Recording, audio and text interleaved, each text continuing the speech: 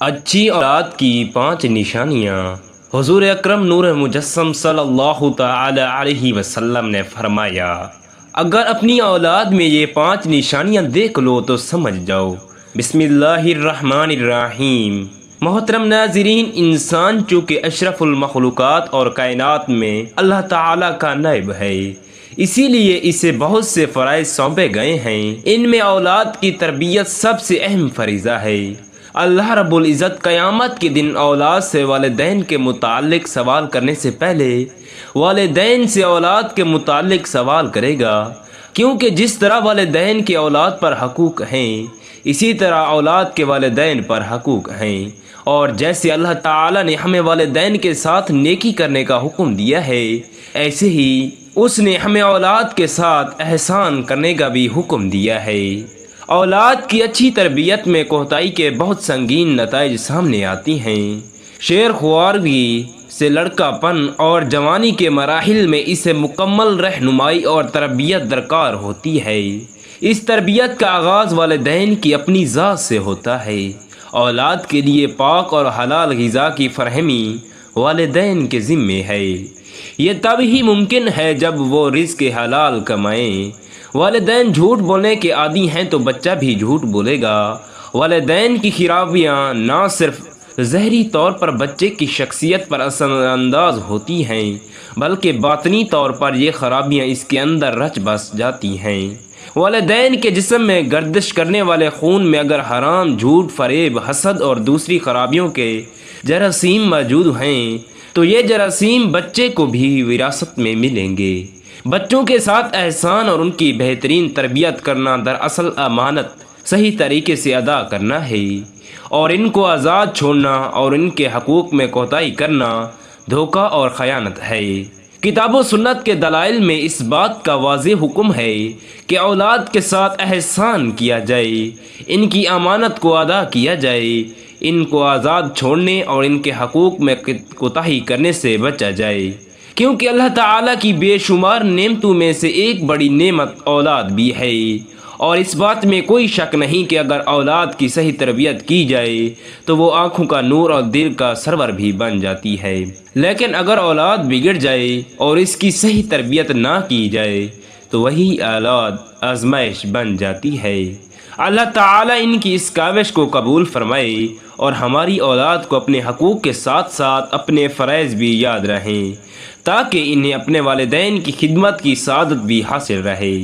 اے ایمان والو، تم اپنے آپ کو اور اپنے گھر والوں کو اس آگ سے بچاؤ جس کا ایندھن انسان اور پتھر ہیں، جس پر سخت دل مضبوط فرشتے مقرر ہیں، جنہیں جو حکم اللہ تعالیٰ دیتا ہے وہ اس کی نافرمانی نہیں کرتے، بلکہ جو حکم دیا جائے بجا لاتے ہیں۔ اسلام جیسے متوازن نظام اور دین نے اگر والدین کے حقوق مقرر کیے ہیں تو اولاد کے بھی کیے ہیں۔ اولاد کے بھی حقوق ہیں، اور وہ کیا حقوق ہیں؟ اس سلسلے میں والدین پر اولاد کی طرف سے کیا فرائض عائد ہوتی ہیں؟ اولاد کے حقوق والدین کے فرائض ہیں کہ والدین نے ان کو پورا کرنا ہے، وہ ان کی ذمہ داری ہے۔ اس سلسلے میں قرآن کریم نے والدین کی بنیادی ذمہ داری اور توجہ جس بات کی طرف دلائی وہ اپنے آپ کو اور اولاد کو اللہ تعالیٰ کی ناراضگی اور اس کی سزا سے بچانا ہے۔ اس انداز میں ان کی تربیت کریں کہ وہ دنیا اور آخرت میں اللہ تعالیٰ کی ناراضگی سے بچ سکیں۔ اسلام سے پہلے جاہلی معاشرے میں، جو صرف عرب میں نہیں بلکہ پوری دنیا کے اندر تھا، اولاد کے حقوق مقرر نہیں تھے۔ اولاد کو بے جا اور غیر ضروری سختی کا نشانہ بنایا جاتا تھا۔ عرب میں کچھ لوگ ایسے تھے جو اولاد بالخصوص لڑکیوں کو قتل کر دیتے تھے۔ عام طور پر مشہور تو یہی ہے کہ لڑکیوں کو قتل کرتے تھے یا زندہ گاڑتے تھے، لیکن بعض جگہ لڑکے بھی اس کے ساتھ شامل ہوتے تھے۔ اس کی وجہ غربت اور افلاس کا حقیقی خطرہ و خدشہ تھا، جس کے بارے میں قرآن کریم نے کہا، مفلسی اور بھوک کے ڈر سے اپنی اولاد کو قتل نہ کرو۔ دوسری جگہ فرمایا، ان لوگوں نے بڑا نقصان اٹھایا جنہوں نے جاہلیت، حماقت اور نادانی کی وجہ سے اپنی اولاد کو قتل کر دیا۔ حدیث پاک میں رسول پاک صلی اللہ علیہ وسلم سے سوال ہوا کہ یا رسول اللہ صلی اللہ علیہ وسلم، آپ ہمیں نیکیوں اور برائیوں کو پہچان کراتے ہیں، یہ بتلائیے کہ برائیوں میں بڑی برائی کون سی ہے؟ ارشاد ہوا، انسان کا سب سے بڑا گناہ یہ ہے کہ وہ اس اللہ تعالیٰ کے ساتھ کسی کو شریک نہ بنائے جس نے اسے پیدا کیا ہے۔ پھر پوچھا، اس سے بڑے گناہ کے بعد دوسرے نمبر پر جو سب سے بڑا گناہ ہے وہ کون سا ہے؟ فرمایا، اپنے بچے کو اپنے ہاتھ سے مار ڈالنا، اور اس لیے مارنا کہ یہ بڑا ہوگا تو اسے ساتھ بٹھا کر کھلانا پڑے گا۔ قتل بذات خود ایک جرم ہے، قتل اولاد اور پھر اس وجہ سے کہ مجھے اسے کھلانا پڑے گا، یہ بہت بڑا جرم ہے۔ جیسا کہ معلوم ہے کہ یہ جرم لڑکیوں کے بارے میں زیادہ کہا جاتا ہے، ان کو کھلانے اور ایک نام نہاد غیرت کا مسئلہ بھی کہ یہ بڑی ہوگی تو اس کے لیے رشتہ تلاش کرنا پڑے گا، ان کو کسی کے حوالے کرنا پڑے گا، اس سے پہلے ہی انہیں ختم کر دیا جائے۔ ارشاد باری تعالی ہے، جاہلیت کے دور کا انسان لڑکی کی پیدائش کی خبر سنتے ہی دوسروں سے منہ چھپانے لگتا تھا کہ یہ لڑکی کا باپ ہے، کیا یہ کسی خاتون کا بیٹا نہیں تھا؟ کیا اس کی ماں کسی کے گھر میں پیدا نہیں ہوئی تھی؟ اگر نہ ہوتی تو یہ دنیا میں کہاں سے آتا؟ لیکن انسان جب انسانیت کو بھولتا ہے تو عقل کو بھی فراموش کر دیتا ہے، کوئی چیز اس کی سمجھ میں نہیں آتی۔ لڑکی کی پیدائش منحوس سمجھی جاتی، اسے برا سمجھا جاتا اور اسے زندہ دفن کیا جاتا تھا۔ قرآن نے کہا، زندہ گاڑی جانے والی لڑکی سے پوچھا جائے گا کہ تجھے کس جرم کی سزا ملی؟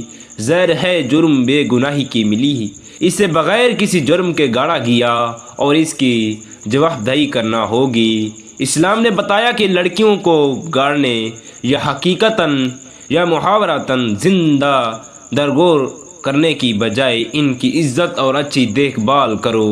نبی اکرم صلی اللہ علیہ وسلم کا ارشاد باری تعالی ہے، جس کی بیٹی ہو وہ اسے گاڑنے اور مارنے کی بجائے اس کی اچھی تربیت کرے، اس بچی کی توہین اور بے عزتی نہ کرے، اس کے ساتھ شفقت اور مہربانی کا برتاؤ کرے، اس کے ساتھ بے پرواہی اور توہین آمیز سلوک نہ کرے اور بیٹے کو اس پر زہری ترجیح نہ دے۔ دل کے معاملے تو دل کے ہوتے ہیں، لیکن زہری سلوک میں فرق نہیں آنا چاہیے، خاص طور پر وہ جن کو 3 بیٹیوں کے بعد اللہ تعالی نے بیٹا عطا فرمائے۔ وہ ہر معاملے مثلاً کھانے پلانے، پہنانے، سرحی و تفریح اور محبت و پیار کرنے میں ان بیچاریوں کو پیچھے ڈالتے ہیں اور بیٹے کو آگے کرتے ہیں۔ اس لیے فرمایا کہ بیٹے کو اس پر زہری ترجیح نہ دیں، اس طرح کی ترجیح دے کر اس کا دل نہ دکھائیں۔ مسلم شریف میں روایت ہے، فرمایا کہ جو شخص اپنی 2 بیٹیوں کی ان کی بلوغت تک اچھی پرورش کرے، آپ صلی اللہ علیہ وسلم نے اپنی دونوں انگلیوں کو ملا کر فرمایا کہ وہ قیامت کے میدان میں اس طرح آئے گا کہ میں اور وہ اکٹھے ہوں گے۔ اس کو قیامت کے میدان میں رسول اللہ صلی اللہ علیہ وسلم کا قرب، آپ کا ساتھ اور وصیت حاصل ہوگی۔ جس سے یہ قرب ملا وہ یقیناً اللہ تعالیٰ کے غضب اور غصے سے محفوظ رہے گا اور بہترین درجات حاصل کرے گا۔ کسی نے عرض کیا کہ آپ نے 2 کی شرط لگائی ہے، اگر اللہ تعالیٰ کسی کو ایک ہی بیٹی دے تو پھر کیا ہوگا؟ فرمایا، ایک ہو تو پھر بھی اس طرح ہے۔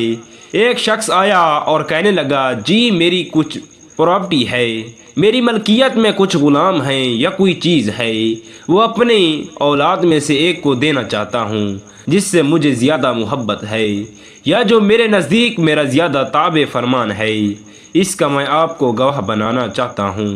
اس نے سوچا کہ رسول اکرم صلی اللہ علیہ وسلم سے بہتر گواہ اور کون ہو سکتا ہے؟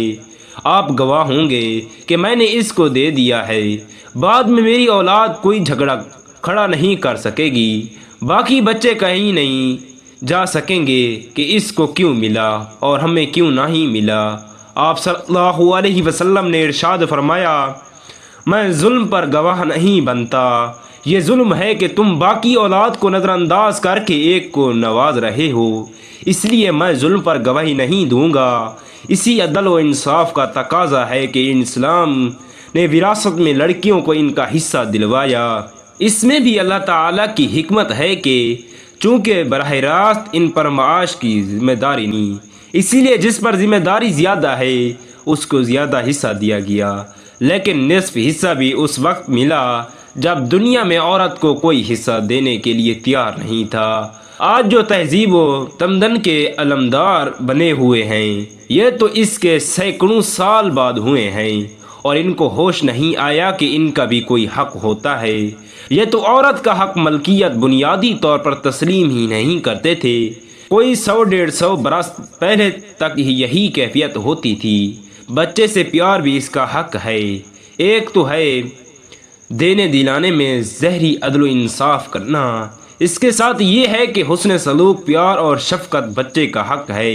ایک اعرابی آپ صلی اللہ علیہ وسلم کی خدمت میں تھا، اس کا بچہ آیا تو اس نے اسے پیار کیا، بچی آئی تو اس کو پیار نہیں کیا۔ آپ صلی اللہ علیہ وسلم نے فرمایا، تو نے انصاف سے کام نہیں لیا، ایک بچے کو پیار کیا تو دوسرے کو بھی کرنا چاہیے تھا، بچے کو پیار کیا تو بچی کو بھی کرنا چاہیے تھا۔ شفقت اور پیار بچے اور بچی دونوں کا حق ہے۔ ایک دفعہ ایک اعرابی آپ صلی اللہ علیہ وسلم کے پاس آیا، اس نے آپ کی مجلس میں دیکھا کہ آپ اور صحابہ بیٹھے ہوئے ہیں، بچے آتے ہیں تو آپ ان سے پیار کرتے ہیں، چومتے ہیں۔ یہ دیکھا اس بدبو نے حیرت سے کہا، آپ اپنے بچوں کو چومتے بھی ہو، ہم تو ایسا نہیں کرتے۔ یہ بھی ایک شان سمجھی جاتی تھی۔ نبی کریم صلی اللہ علیہ وسلم نے عجیب بات پر ارشاد فرمایا، اگر اللہ تعالی نے تیرے دل سے شفقت کو نکال لیا ہے تو میں کیا کر سکتا ہوں؟ میں تیرے دل میں کیسے شفقت ڈال سکتا ہوں؟ اسی طرح بخاری شریف میں آتا ہے کہ ایک موقع پر آپ صلی اللہ علیہ وسلم نے سیدنا حسن کو بوسہ دیا۔ وہاں اقرا بن حابس ایک بدبودار سردار بیٹھے تھے۔ اس نے کہا کہ میرے 2 4 نہیں 10 بیٹے ہیں، لیکن میں نے آج تک ان میں سے کسی کو نہیں چوما، کسی کو پیار نہیں کیا۔ سردار کا کیا کام ہے بچوں سے پیار کرنا؟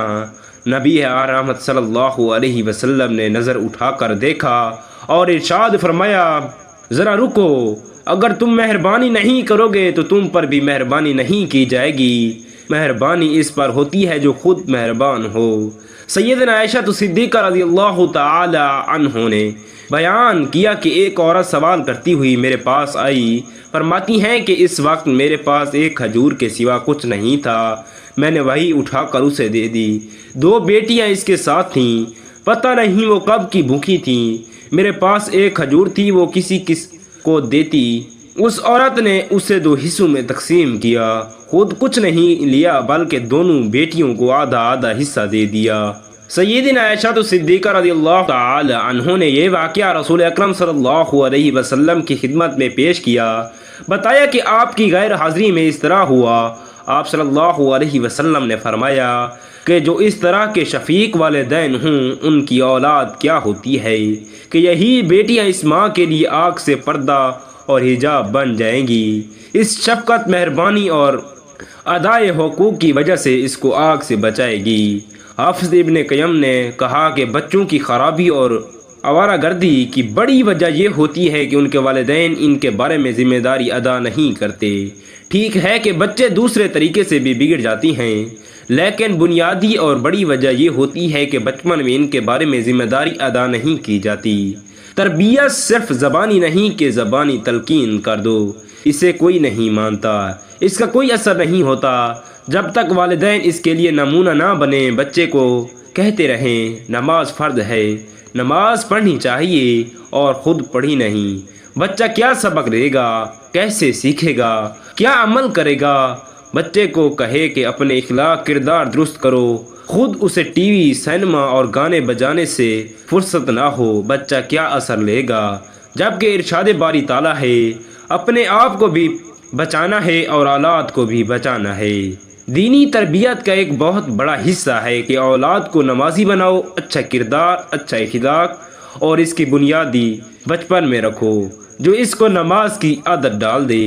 ارشاد ہوا کہ بچوں کو نماز پڑھنے کا حکم دو، جب وہ 7 سال کے ہو جائیں تو انہیں حکماً پڑھاؤ، اور اگر 10 برس کے ہو کر بھی نہ پڑھیں تو پھر سختی کرو، سختی سے پڑھاؤ۔ بلکہ ایک روایت میں تو آتا ہے جب دودھ کے دانت گر جائیں تو ان کو نماز پڑھنے کا حکم دو۔ اولاد پیدا ہوتے ہی والدین کی ذمہ داری شروع ہو جاتی ہے، اذان دلوانا اور عقیقہ وغیرہ۔ پھر جب بچہ بولنے لگے تو اسے کلمہ سکھاؤ۔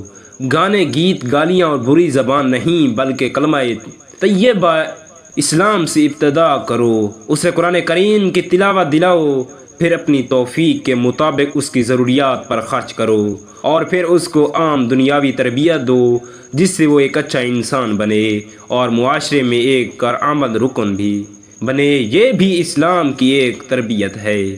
جب بچہ پیدا ہو تو جو نام تمہیں اچھا لگتا ہو اس کا نام اچھا نام رکھو اور اسے ادب سے سکھاؤ۔ ادب میں ساری چیزیں آ جاتی ہیں۔ ادب یعنی زندگی بسر کرنے کی تربیت اور زندگی کا کرینہ سکھاؤ۔ اس میں دنیاوی تعلیم بھی شامل ہے۔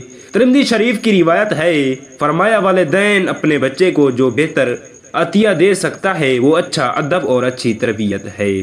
سیدنا عمر فاروق رضی اللہ تعالی عنہ فرماتی ہیں کہ اپنے بچوں کو دوسری چیزوں کے ساتھ تیراکی بھی سکھاؤ اور تیر اندازی بھی سکھاؤ۔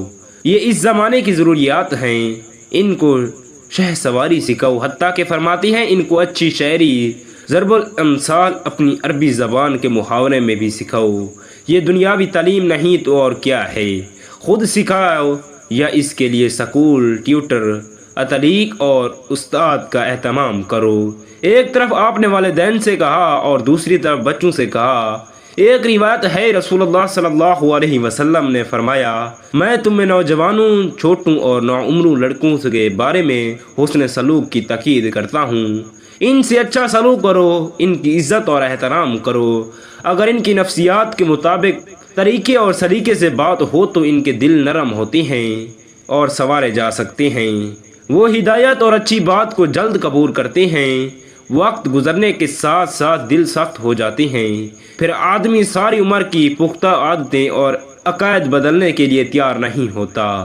بچے اور نوجوان جلدی بدلتے ہیں، بوڑھے اور پختہ عمر کے لوگ اتنی جلدی نہیں بدلتے۔ اس لیے آپ نے فرمایا، ان سے اچھا سلوک کرو گے، ان کی نفسیات کو سمجھو گے تو یہ بہتر طریقے سے تمہارے ساتھ چلیں گے۔ جیسا کہ عرب میں یہ مشہور تھا کہ نوجوانوں سے بھی مشورہ لینا چاہیے، وہ بھی کوئی جدید اور اچھی رائے دیں گے، اس لیے کہ وہ موجود دور کو بھی بہتر سمجھتے ہیں۔ اللہ تعالیٰ سے دعا ہے کہ اللہ تعالیٰ ہم سب کی بے حساب بخشش و مغفرت فرمائے۔ آمین ثم آمین۔